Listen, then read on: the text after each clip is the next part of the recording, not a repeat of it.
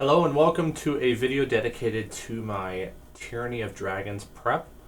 I'm currently prepping for session 4 of the Hoard of the Dragon Queen, which is the first book that is part of the Tyranny of Dragons book set.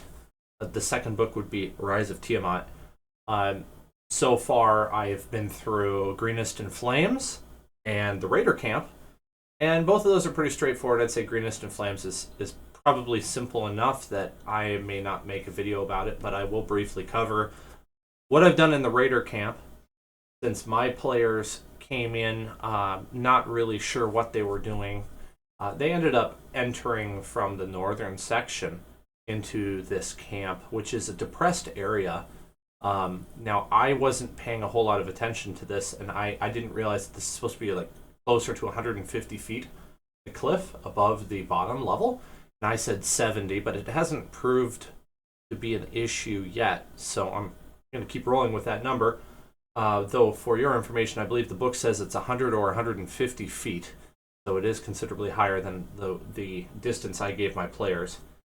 There is a guard tower here that's manned by kobolds, and then there's a guard tower here that is almost at cliff height. It's a little bit lower, and that's manned by humanoids. You've got your main tent here for Cyan Wrath, Resmir. I think forgetting there's another character in there. You've got your cave entrance to the dragon hatchery, and then you've got tents of cultists here. You've got mercenary tents, and then you have the kobold tents in this area. And so I kind of smacked a prison over here. It was kind of more in this area because they wanted to put their dwarf in the prison since he didn't look like a cultist. They were trying to sneak in, and then they made their way over towards the cultist area and blended in as dragon cult initiates. And they managed to get some information out of a dragon wing. That would be a level 2 out of 4 in the ranking system before you get to wearer of purple, of course. They successfully managed to get some information. They tried to make their way this way, but it took them by the big tent, and so I had them challenged by, I believe it was a dragon soul, which is the level 4, and they feigned being not sober, so he told them to go sober up, and that he would see them at the ritual in the morning, which they never asked what it was. There is no ritual in the book. I have a ritual going on over up here that they've actually spied on, and that ritual is essentially nothing, but I'm playing it off as if it's something important. And so I haven't worked out all the details yet. It could be a small summoning ritual, or it could just be a sacrifice to Tiamat. Whatever it is not incredibly important, because this is an add-on to the official game, and I thought it really sold the idea that this is a cult. They're not just a raiding party.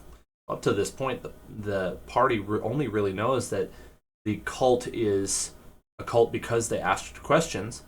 The cult of the dragon is relatively unknown, and anything that is known about it is basically legend, because it's been a long time since they've been active in the Forgotten Realms at all. And what they saw in Greenest in Flames Chapter 1 is just them raiding for gold and killing helpless peasants, which, to be honest, is not very cultish behavior. I've noticed other people say that too, and I agree. It's not extremely cultish. So I figured a ritual would help sell it a little bit better. I'm thinking essentially I'll probably just make the knowledge checks really hard for them. And if they come up with a high enough number on the knowledge check, then I will give them a little something. But I'd rather keep it mysterious.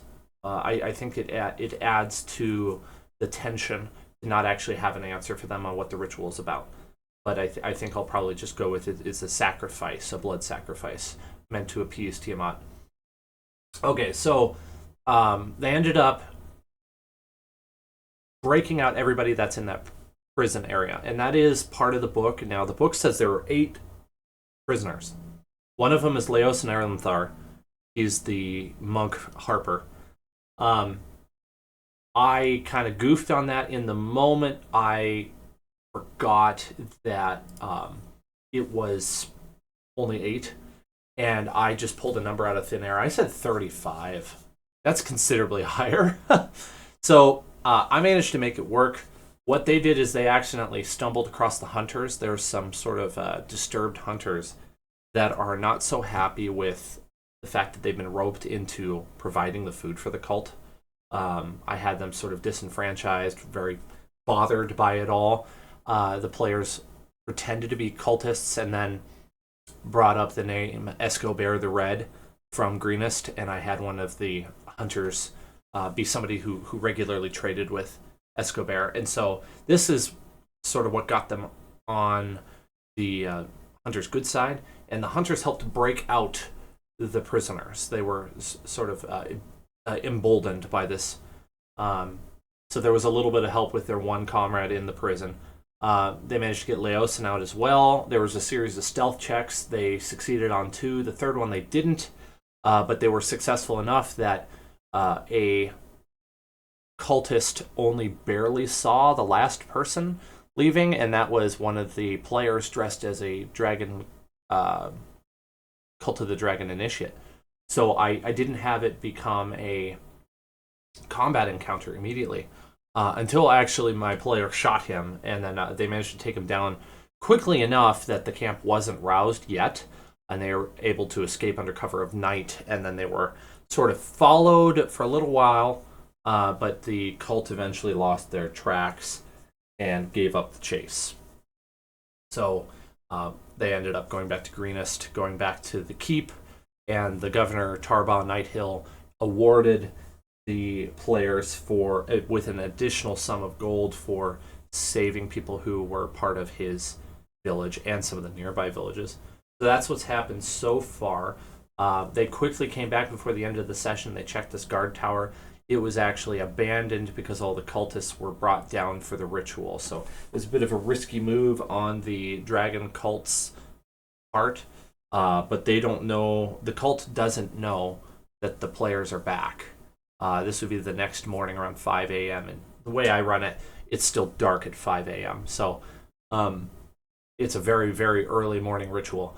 And so the players know there's a rope ladder here that I don't think that's part of the story, but I have added it. And they're going to try to shimmy their way over to the hatchery in the cave. And that's the next session. So I am going to pull up. I have a third-party map for that. Here we go.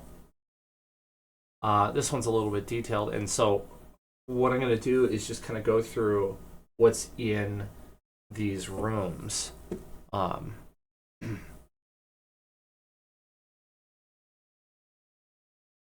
actually want this map. Here we go. It has the numbers on it. Okay, that other map's pretty helpful, but it's doesn't have any of the room numbers on it. Okay, so we've got the abandoned camp outside. I've kind of hand-waved that. I sort of rewrote a little bit of the order of events. The players are going to try to get to Burdusk before the cult did, and in order to make that time element work, I decided that the cult was going to stick around a little bit longer than the book says. The book says they're basically out of here the next day. That timeline's a little fuzzy with how my players have been going. But so the book would say when the characters return to the camp area, they find it mostly abandoned. If they stayed around, they witnessed the rapid picking up and abandonment of the camp. That all the kobold huts have been burned. The huts and guard towers on level 2 remain. And then you can determine from the tracks that cultists trekked away in small groups in every direction. And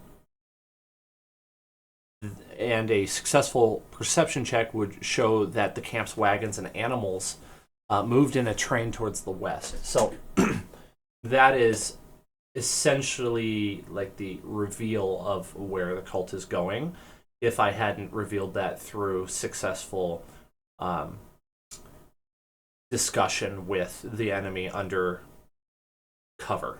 So the players ended up finding out through conversation rather than witnessing it.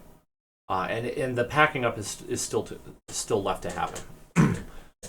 There are still some hunters in the camp and kobolds who tend to the dragon nursery in the caves. And then Frulam Mondath, her guards, and Langdarosa Cyanrath are here.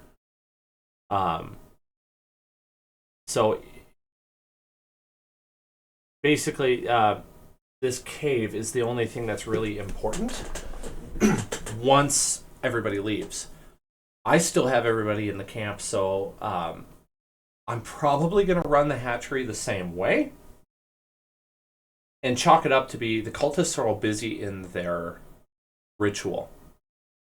And so they aren't active in the hatchery right now, so this is your window of opportunity to go in there. And they're going to be busy at the ritual for a few hours. The players don't know it's a few hours, but it gives me a lore-friendly reason in my mind to have the cultists not bother them for a while. I think that's fair. I'm going to roll with that. The characters can see this hatchery from above. They will encounter a few cultists that aren't part of the ritual, a clutch of dragon eggs, and some kobolds who tend to them. And there will be kobold traps that are in here as well. These eggs are important to the cult. They were deemed too near to hatching to be moved safely, and Resmir, the half-black dragon, left them with what she believed was an adequate guard under Frulam Mondath and Langdadrosa Cyanrath. So I have kind of opted to change one of the eggs to a blue dragon egg. That way I have a decent reason for that adult blue dragon to have attacked Greenest. If you weren't aware, there is a blue dragon that essentially doesn't have his heart in the fight in chapter 1. I thought from reading what other people had done that it made sense to have at least a blue dragon egg. I know blue dragons and black dragons don't necessarily get along very well, but the cult is invested in getting all dragons involved. So I think there's an element of it's too bad you're different kinds of dragons, suck it up and move on. So they don't really have any qualms with mixing one blue dragon egg with two black dragon eggs. That's what I'm going with. The general features of this hatchery have 15-foot high ceilings. During the daytime, areas 1 and 2 are brightly lit because of daylight outside, and 3 and 4 are dimly lit. And then all areas are in darkness unless the area notes otherwise. So you're going to need a torch or dark vision to see, as even with like black and white vision, as if it was dim light. There are kobolds moving freely through the caverns, going about their business. Characters have a chance to randomly encounter these wandering kobolds. There is a table that you roll d6 when you enter areas 3 through 10. On a roll of 1, monsters are present. And then you go to the table and you roll a d6 again, and that'll tell you what the encounter is. So there's a bunch of encounters in the book. In room 1, this is the cave entrance. It's broad and tall, but the ceiling quickly lowers to a height of 15 feet. The standing guard inside the entrance are 2 dragon claws. That's level 1 rank in their cult. They position themselves about 30 feet inside the cave, and they stay near the walls and the column. So they're roughly here, one here, and one here. That's how I would place them if it were me. Let's see here. Characters who observe the cave from a distance from the area of the plateau where the steps descend or ascend from 1 to 2, for example, will spot one of the dragon claws. If characters approach openly through the camp, the dragon claws spot them automatically and retreat toward area 2 in the cave to set up an ambush. The carriers approach the cave quietly from the sides. They won't be spotted. They will then have a chance to surprise the dragon claws. So I'm figuring that last bit is probably what my party's going to do. Room 2, we have a concealed passage. If the guards at the entrance spotted the character's approach, they wait in area 2 until the characters come into view and then try to spring an ambush. Determine the surprise normally. The passage at the end of this alcove is deeply shadowed and hidden by a cleverly cut fold in the rock. Okay, so that would be right here. It's obvious to anyone who walks to the end of the alcove, but from anywhere else in the cavern, it can only be spotted with a DC 20 perception check. There are then stairs that go down to level 3, and these are trapped. It says see that area's description for details. The stairs are constructed so that the lowest level steps collapse into a ramp that dumps the character right at the base of a violet fungi. And so it has instructions here on a perception check. To see it, it's a DC 15, and kobolds and guards know where to avoid stepping. But here's the description of Chamber 3. The entrance to this cave ends here at a 10-foot drop-off. To your right, broad steps are roughly hewn into a natural stone ramp. The cavern below is carpeted with a profusion of fungi, ranging from a few inches high to nearly as tall as a human adult. 2 paths lead through the fungi, one to the right and one to the left. And the description, the DM text says, kobolds cultivate fungus in this cavern to supplement the meat that is brought in by the hunters. Mixed in among the mundane fungi are violent fungi. So those of you who aren't aware, those are a medium plant, unaligned. They are CR 1/4. They have blind sight up to 30 feet. No languages. False appearance. While the violet fungus appears or remains motionless, it's indistinguishable from an ordinary fungus. And it has a multi-attack and a rotting touch.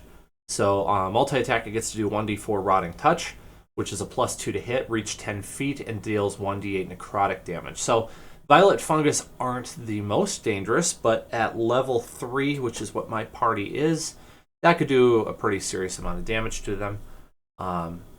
So nothing distinguishes these paths to a casual inspection. The path on the right is flanked by 4 of those violet fungi, while the path on the left is free of these dangerous growths. The violet fungi can be spotted among the other mushrooms with a successful 15 intelligence nature check, but from the base of the steps, not from the ledge. Likewise, a careful inspection of the path reveals that the left trail sees heavy use. So it should be pretty easy for them, for your party, if they're watching, to know which way to go, and that would be left. So this is the safest way through. This is not, and then at the base of the stairs, it collapses if they are not dexterous enough or perceptive enough. I think I would probably roll with, if they're dexterous enough, they can probably try to pass a save to not roll next to a fungi. That's just how I would do it. The book doesn't say that, but I think it's a little bit more fun for the party because then they actually get to roll for it. Okay, so that's room 3. We're moving on to room 4 now. This is referred to as the Sturge Lair. Sturges are like massive mosquitoes. They are CR level 1/8, and they have a blood drain attack with +5 to hit, dealing 1d4 +3 damage. And they can drain blood over time. So there's a kind of a time element too. They only have a 10-foot speed, but a fly of 40. So it should be pretty easy for them to catch up to any party members if they're in the air. Some fungus from Area 3 dots this lair, but chiefly it is the lair of a colony of bats. But hidden among the bats are 10 sturges. 10 is quite a lot, I would say. For I don't know. I mean, they can be taken down easily, but they're flying, and so they could easily stay out of range. The range for a Sturge is a 5-foot range. So they do have to get within melee range, but I would probably run the Sturges as swarming the players and a bunch of them surrounding. I have 3 players, so I'd roughly do 3, and then one person would have a 4th Sturge around him. Probably the strongest character, or the biggest one, so he looks like he's got the most blood. And then I would just have them all attack and then flee, and they can... there can be an opportunity attack, but since there's so many of them, the opportunity attack would only hit one enemy. The book says the bats are present only from sunrise to sundown, but the Sturges are already here. Usually they prey on the plentiful bats and leave the cave's other residents alone, but not always. Characters will notice dead bats on the floor. If that causes someone to look up, describe how the ceiling is carpeted with bats. With a DC 10 perception check to avoid startling the bats, characters must move quietly. It requires a dexterity stealth check of a DC 10. If 3 or more characters fail the check, the bats are alarmed by the noise. Okay. So, personal note as a DM, I would rather have them all roll and take the average. And then if they don't pass the DC 10, then that would alarm the bats. That's just how I would do it. All the bats drop from the ceiling and fly through the cavern in a blinding cloud of flapping and squeaking rodents. The bats are presenting no danger, but the racket drowns out any other noise and makes it impossible to move more than 5 feet. It also alerts the Sturges, and they will attack in the confusion and gain a +2 bonus to their AC in the bat storm. Bats calm down and return to their roosts on the ceiling after 5 minutes of quiet in Area 4. There's also a spear with a pitted blade that lies on the floor near the top of the steps leading to Area 6. That would be right here. Kobolds use this to bypass the trap at the bottom of the steps in Area 6. There's a trap down here. I will quickly mention Area 6. The curtain across the entrance to this cavern is trapped. At the base of these steeply descending steps, a curtain hangs across the passage. It is made from hundreds of heavy leather strips, each about the width of a human hand. The strips are fixed to the ceiling and are long enough to drag on the floor. The curtain extends from wall to wall. Leather comes from a variety of local animals and is badly cured. The curtain is several layers thick with no gaps, and you cannot see through it at all. This cavern is naturally cold. It hovers a few degrees above freezing year-round. Regardless of the season, much of the meat brought in by the hunters feeds the kobolds and the cultists, but extra is stored here for eventual use when the dragon eggs hatch. They have carcasses that are fresh, ranging from fresh to several months old, and it's cold, not frozen. So naturally, you have a really nasty smell that assaults your nose. The floor is covered with dry puddles of blood. There are 4 floor-to-ceiling columns that are spaced across the chamber, and chains have been strung between them like a clothesline. This is where the carcasses hang. This cave contains nothing of value. However, this curtain is trapped. Hidden among the leather strips of the curtain are hundreds of metal barbs coated with poison. Anyone who brushes through the curtain must succeed a DC 10 Dex save or take 1d10 poison. Careful inspection of the leather strips, coupled with a DC 10 perception check, finds barbs. They can't be noticed otherwise. When kobolds use the stairway, they use the ruined spear they found in Area 4.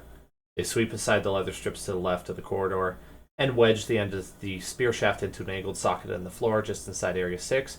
This holds the leather strips safely out of the way while they move in and out of the chamber. This is one of the weirdest traps I've ever heard of, but there's nothing wrong with it. It's just there's a curtain hanging here, and in order to move it, you have to use the spear so that you don't get poison damage. And then moving on to room 5, the floor drops down 10 feet at each ledge, so 10 feet here and 10 feet here. Kobolds use this portion of the cave as a trash dump, along with normal sorts of refuse, such as broken pottery, broken baskets, and mouse-chewed rope. They've thrown out a whole lot of things in here. Some of these are from prisoners who died. Some things that were considered treasure and then later deemed unworthy of Tiamat. Characters see tantalizing glints of metal and parchment down there, so they might be tempted to go see it.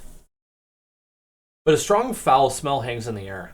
They're troglodytes that live deeper beneath the ground that have made incursions into the cave through narrow crevices. These are not shown on the map.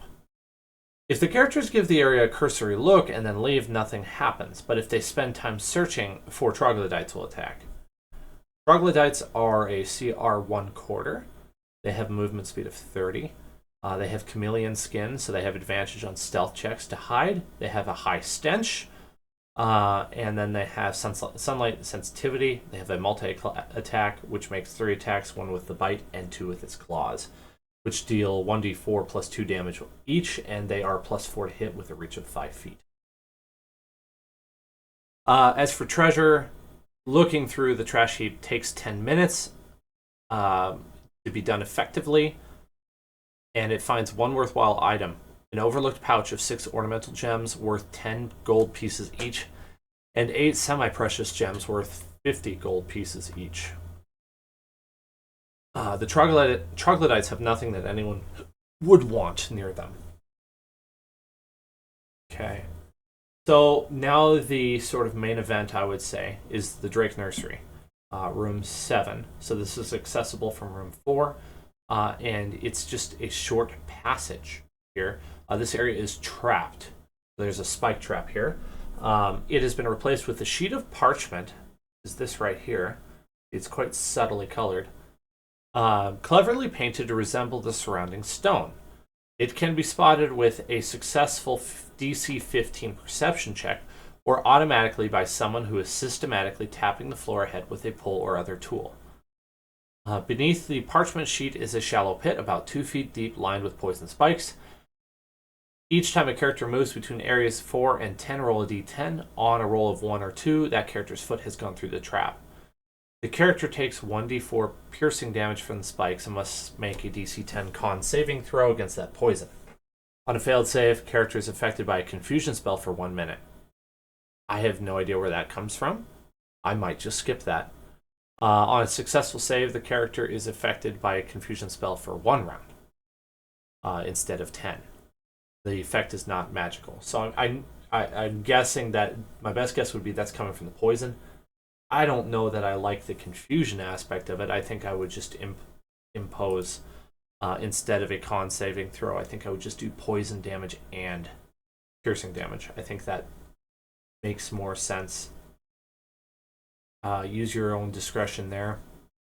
For the rest of this room, there are some simple oil lamps that provide dim flickering light.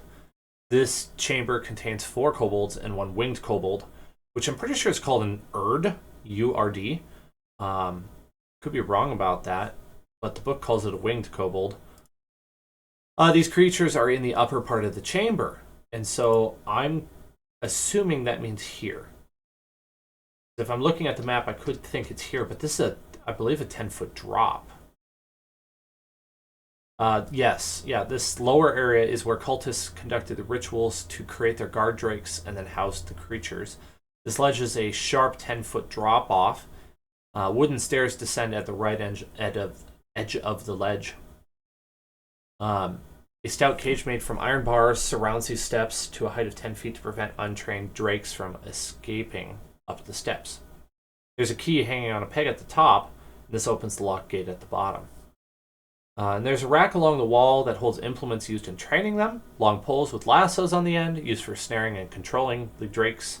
Leashes and collars, prods, mock weapons made of wood, dummies, all kinds of things. The lower area is heavily shadowed, and it holds 3 guard drakes that are near the end of their training, but not quite developed. So the book says give them 33 hit points. The stat block normally has them at 52. So all it's saying is make the smaller guard drakes in training have less health. I think that's a little bit silly, honestly. I would keep the 52 health, and I would give them maybe a -1 to their attack or a -2. You could do whatever you prefer. I would rather have it this way because training suggests a poorer ability to fight, not a weaker fortitude. That's what I think. You can spot them with a DC 15 perception check. A lot of this stuff you can kind of just do on your own. You don't really need the book for this. If the drakes are spotted, they set up a howl that draws 6 kobolds and 3 winged kobolds from Area 8 over here. Area 8 is the kobold barracks. The steps down from Area 7 are trapped. So it comes from here. See collapsing trap. The top step is rigged to drop a portion of the ceiling in Area 7. As each character enters the staircase, roll any die. On an odd roll, the character trips the trap by stepping on the wrong spot. Personally, wouldn't do that either. I would have a dex check and set the DC pretty high. I think this is just one of those things that never got adjusted because this book was written before the rules for 5th edition were released. That's kind of a weird thing throughout this book, from what I've heard, is that it was written while the rules were still being composed and published before that. So, yeah, it's got some weird remnants of things that don't make a whole lot of sense. So I would do a dex check. Probably like DC 15 is what I think would be appropriate. Ceiling collapses above the next character line. So the one who triggers the trap doesn't get hit. But the one behind him takes 44 bludgeoning damage. That'd be 4d4s of bludgeoning damage from the rocks that are falling, and it's halved if they make a successful DC 15 dex save.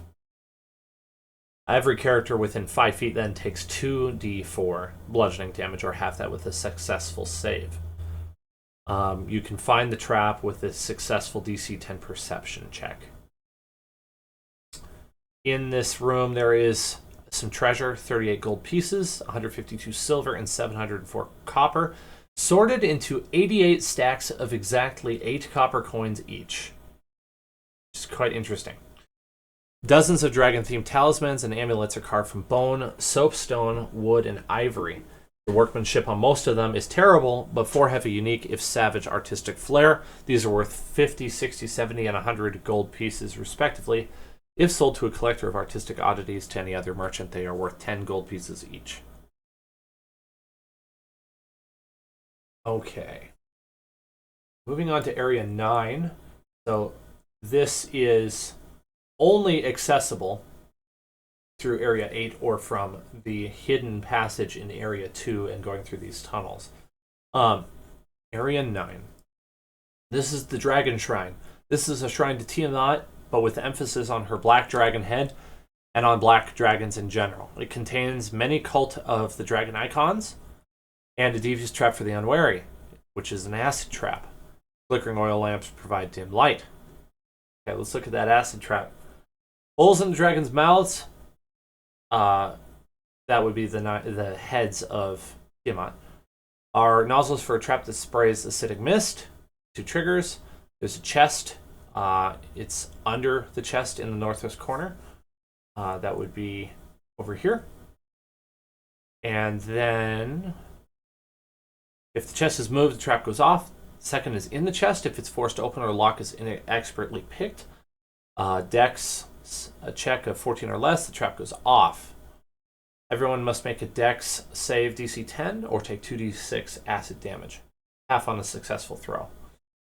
Real damage is not from the acid on the character's skin, but to their lungs. Everyone also must succeed on a DC 10 con save or take 2d8 acid damage.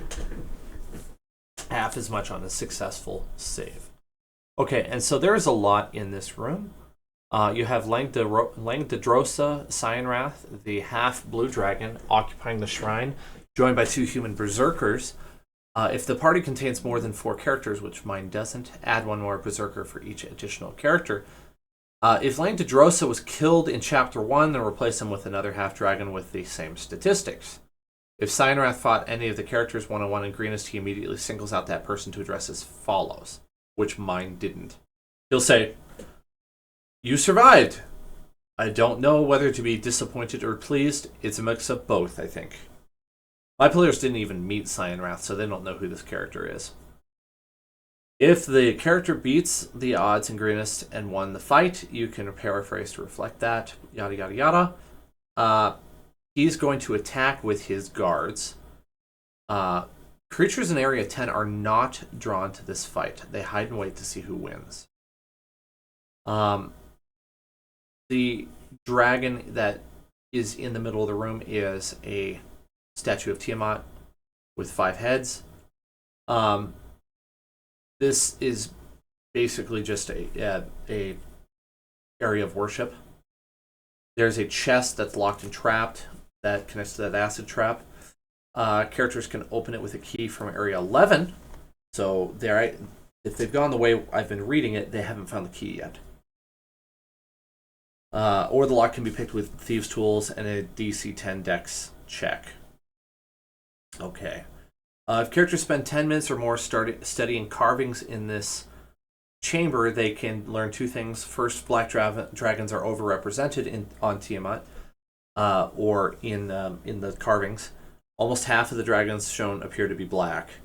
And then the worm speaker Resmir, who's not a wearer of purple, but carries the black dragon mask, favors them over all other types. Second, a detailed search coupled with a successful DC 10 perception check spots that many of the black dragon carvings have holes in their mouths. So that would be how people would know that there is an acid trap. In the chest, there are some choicest items that have been seized from the cult's recent treasure raids that Mondath persuaded Resmir to let her keep. There are strings of pearls, 300 gold pieces, a gold and sapphire ring, 900, and a pouch containing a half dozen masterfully cut and polished precious stones, 100 gold pieces each. The ring and the pearls were taken from Greenest and would be recognized by anyone from there. The stones came from elsewhere and would be difficult to identify. The owners of any of these items would pay a reward worth 25% of the value. Okay. Moving on to 10, the Dragon Hatchery. This is where the eggs are going to be. So this would be the other main event. This chamber holds 3 eggs that Resmir hoped to hatch into a brood of new dragons. They have not hatched yet, but they will very soon, which is why Resmir was unwilling to move them when the camp picked up and left. Instead, she left them under the care of Mondath and the kobolds. Chamber is dark. Kobolds extinguished their lights when they heard fighting in Area 9. Chamber that opens at the bottom of the stairs is immense. I would say at the bottom of these stairs here. A wide ledge runs along the left wall to the right. Many stalactites descend from the ceiling, and the sound of dripping water echoes continuously. The lower portion of the room, 10A here, is 15 feet below the ledge. Wooden steps have been built down to the lower floor. As in room 7, the steps are enclosed in a stout iron cage. And there's a key hanging on the wall up top here. From the ledge, the characters can make out the shapes of the large eggs. Each egg is nearly 3 feet tall in the darkness below. And just to go over it again, I put 1 blue egg in here and 2 black. From the ledge, characters can make out the shapes. The cavern extends into darkness beyond the range of their light. They need to go down the stairs and explore the area directly to discover its full extent. Okay, and so this area, it says this area is warm and humid. They can determine that there are bloodstains on the floor if they do checks for that. It comes from the meat that the kobolds toss down here. Huddled in the far edges are some guard drakes. There are 2 of them to protect the dragon eggs. There is,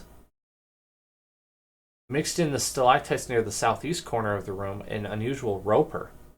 The roper is a large monstrosity, neutral evil. When motionless, it's indistinguishable from a normal cave formation such as a stalagmite. It has up to 6 tendrils, and it can spider climb. This one can speak common. It doesn't attack the kobolds or guard drakes because the kobolds feed it spoiled meat that the guard drakes won't eat. If attacked, it fights back, and it's very dangerous to 3rd level characters.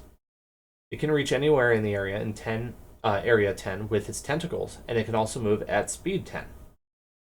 It's currently full and curious about strangers. However, it's not averse to talking. Its only real concern is food. If told about the supply of meat in Area 6 and brought some as proof, it leaves the characters alone while it creeps away to investigate the larder. There are 3 dragon eggs down here. They're each 3 feet tall and weigh 150 pounds.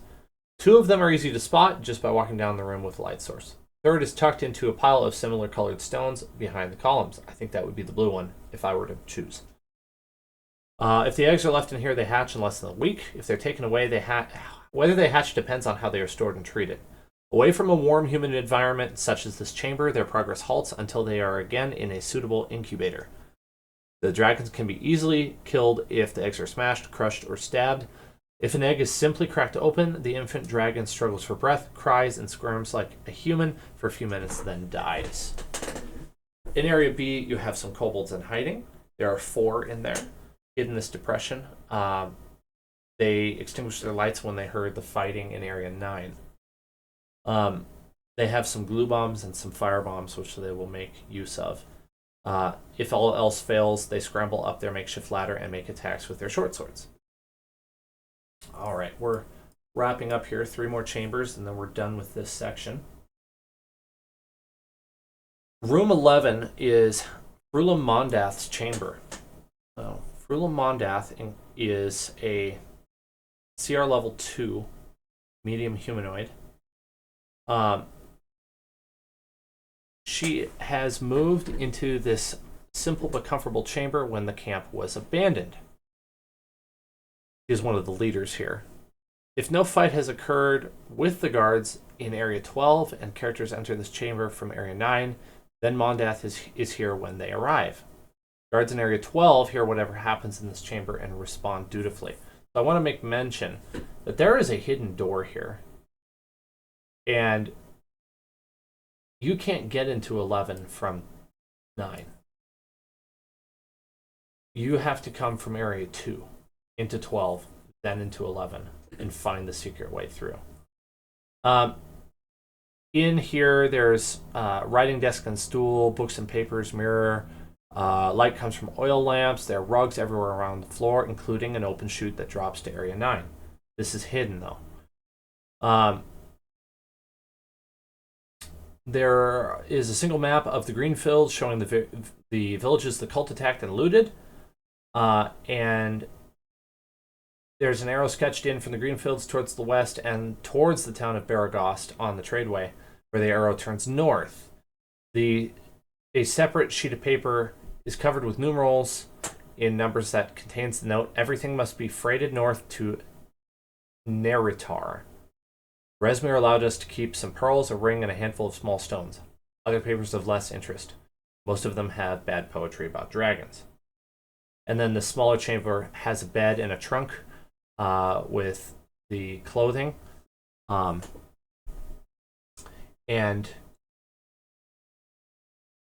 since Frula Mondath is a wearer of purple, her purple regalia is up there. Okay. So she can easily move through into Chamber 9, but if I understand correctly, and you could play this differently if you want to, I think I'm just going to do it this way. You can't go from 9 to 11. Area 12, guards who remained behind with Mondath use this chamber as their barracks. They maintain a 2-person watch at the entrance. 2 dragon claws are currently on duty in that area, and the others, 3 guards and 8 cultists, are here asleep or relaxing. If fighting against the dragon claws from Area 1 pushes near the passage to Area 12, roll a d20. That would be fighting from up here, moving this way. Roll a d20. The guards here investigate the sound on a roll of 12 or higher. Otherwise, they stay here, mostly oblivious to what's going on elsewhere. If characters enter this chamber from Area 2, the guards react quickly. 2 of the guards and 5 of the cultists fight the characters here, while 1 guard and 3 of the cultists retreat to Area 11 to protect Frula Mondath. Okay. There's some treasure here. Some guards have scabbards decorated with dragon motifs. They're worth about 5 gold apiece. They are not part of the Cult of the Dragon uniform, but wearing one of these scabbards could buy a character credibility when trying to pose as a cultist. The book suggests a +1 bonus to charisma checks made to fool or influence cultists. Aside from the gear, the guards have coins and small gems worth a total of 120 gold pieces. And the last room, room 13. This is the treasure storage. This chamber is now mostly empty, except for a few overturned boxes, broken items scattered in coins, and small gems that were dropped during the hasty evacuation. And one cultist who is sleeping soundly on the floor after consuming several bottles of wine. He won't wake up from anything less than a vigorous shaking, and it will be several hours before he is coherent. All the dropped items left in this room have a total value of only 16 gold pieces. And so that, friends, is the Dragon Hatchery, and then also a little bit of what comes before the Dragon Hatchery that I have done so far. As I believe I have said earlier, this is just how I'm running it. I believe I am kind of bending how room 11 works a little bit and having the secret. Personally, I like that idea as it forces people to actually search a little bit more. Clearly, this seems to go somewhere. I might have them be able to find the door with a successful investigation check that's high enough, or perhaps perception. I don't know if they would be able to open it. I think I would probably opt for a thieves tool check if they want to try to open that door. I think the book says it's a chute, it's covered with a rug, so it's not really locked, but I like the idea of it being locked. I'm planning on doing some more of this, as one, this may help anybody else out who is kind of short on their prep time for Horde of the Dragon Queen. And then also it's helpful for me as I really think orally. So as I go through this, it really helps me memorize what's inside of the Dragon Hatchery, so I'm better prepared for my game. So thank you for watching, and have a wonderful day.